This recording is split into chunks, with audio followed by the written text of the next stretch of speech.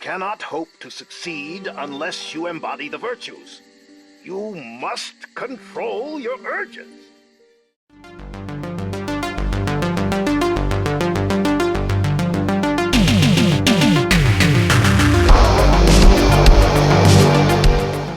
We are talking Dragon Quest from 2009, also known as the Fire Dragon Chronicles Dragon Quest.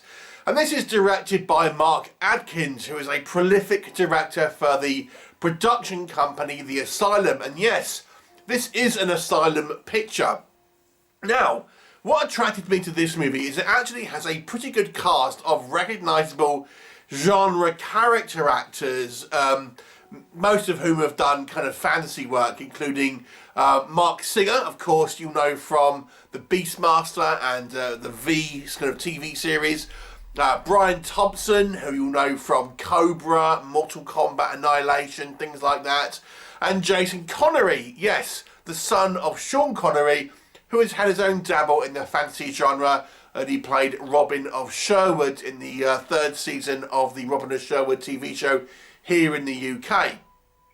Now, this is kind of somewhat of a hero's quest kind of style fantasy sword and sorcery adventure with a strange kind of modern twist. Now, despite those actors having some kind of degree of genre cred, they're not actually the main kind of character. Instead, we have this young adult kind of teenage guy who is a bit of a slacker, and in his kind of spare time he likes to spy on the girls and smoke pixie dust. Yeah, it kind of starts off a little bit like a kind of weird teen sex comedy.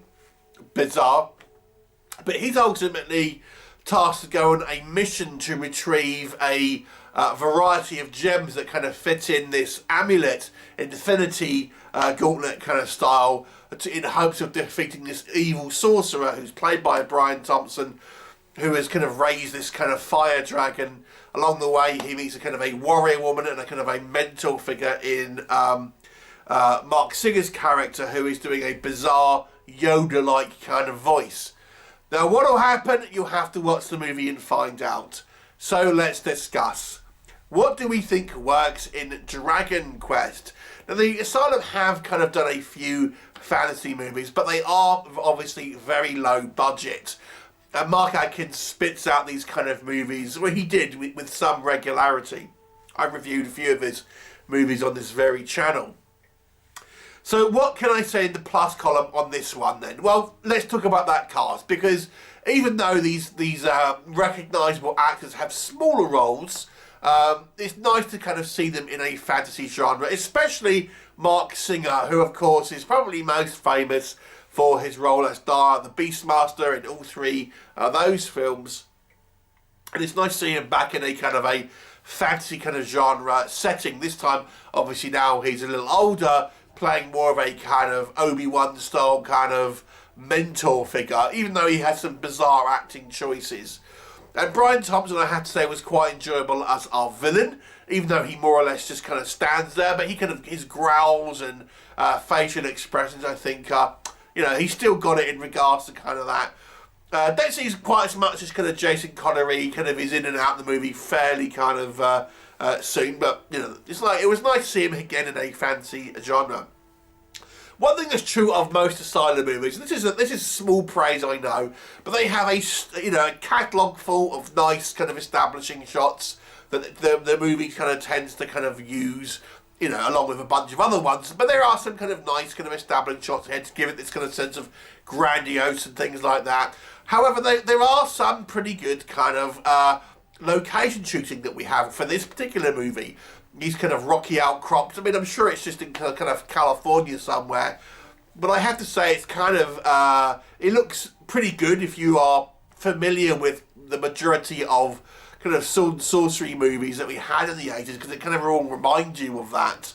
And this movie definitely does have a element of that sword and sorcery 80s style, because it does kind of sexualise female characters a little bit like those 80s movies used to. I mean, I don't suppose this maybe would have got made in 2023 because it's a 2009 movie, but it definitely has that kind of that 80s vibe where we get the kind of the sexy warrior woman, and this guy's kind of like spying on the, you know, his buxom neighbours and things like this. So there's definitely that kind of 80s style kind of aesthetic, and we kind of get the, you know, the bad guys that are kind of like grunting like animals and things like that. And yeah, so although I still have to say it's kind of not even as good as those 80s movies. I mean, there's actually a scene towards the end of this movie that's almost taken right out of Wizards of the Lost Kingdom, and then like the Sorceress, is probably most notably known from, where we have these kind of two avatar creatures kind of fighting in the sky and things like that. But yeah, it does have somewhat of a kind of fun kind of throwback kind of feel to it, if we're being honest. And yeah, there is some kind of fun kind of characters and kind of winks along the way. And you know, it's a relatively kind of like well shot film, to be honest. I mean, the Asylum puts out so much content. Obviously the kind of technical team behind the cameras are going to become somewhat kind of proficient. I mean, it's workmanlike, but I think it's, you know, it's adequate for this kind of movie, and it does kind of capture that kind of, as I say, that 80s aesthetic. However, what doesn't work in this movie? Okay, I think our lead character, unfortunately, is rather wooden, especially when he's kind of asked to act with more kind of genre. I don't want to say legends exactly, but certainly genre veterans. Our kind of our main character is decidedly uncharismatic, unfortunately. So he's not quite the kind of the hero that we want to follow. His kind of quest is really kind of generic and takes some odd turns. There's a sequence with a river monster, for example, where he kind of ends up going in the river, and then it's dry. It's kind of a little weird, and yes, it doesn't really kind of make a lot of sense. The movie kind of like, it has horrible editing in regards to some of these kind of transitional sequences as well.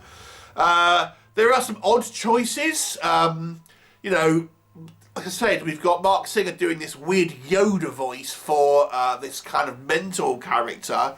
I mean, it would have been better if he maybe had channeled Obi-Wan rather than kind of Yoda, if we're being completely honest. So that's what he was going for.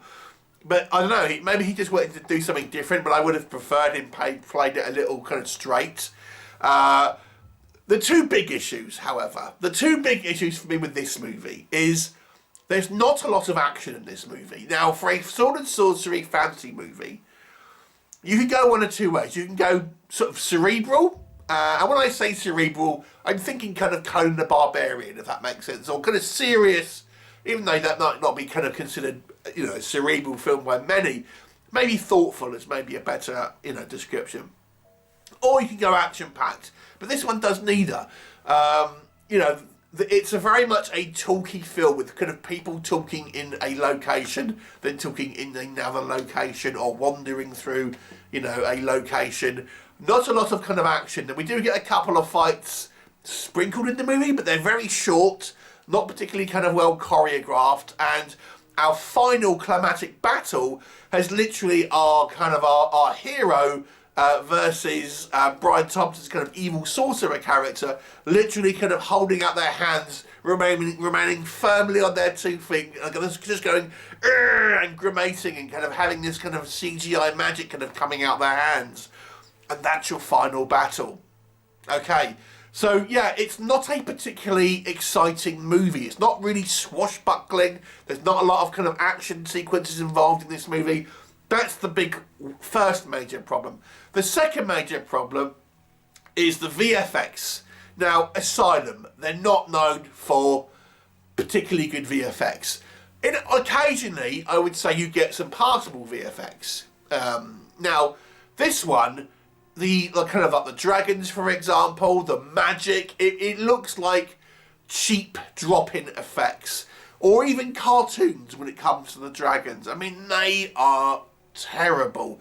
Yes, it's a 2009 movie, so we have to bear that in mind. And yes, it is a low-budget movie, but you know, even so, it is pretty. I mean, it looks like 2000 rather than 2009. You know, you would have thought in that 9 years technology would have gone on a little bit more. But it's just very, very cheap, and it kind of looks particularly kind of like jarring. And the quest is just boring, to be honest. Our kind of recognisable actors are only on screen a kind of a short time, and we don't really ever get a good scene with them interacting with one another. There's one brief scene with Mark Singer and Jason Connery, but we never have like Mark Singer and Brian Thompson kind of facing off, which would have been an interesting kind of like, you know, genre match-up, so to speak. We don't get that.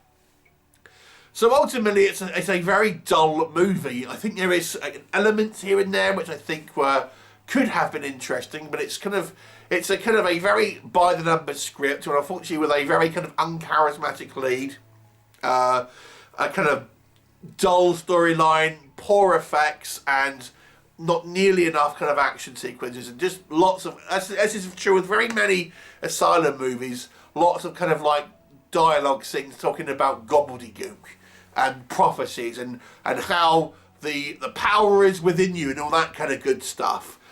So it's kind of boring, but worth maybe a look if you just want a kind of throwback to an 80s style movie.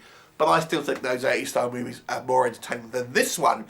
So for me, this is a 3 out of 10. Have you seen it? What did you think of it? Leave me a comment and I'll look forward to seeing you next time. Bye for now.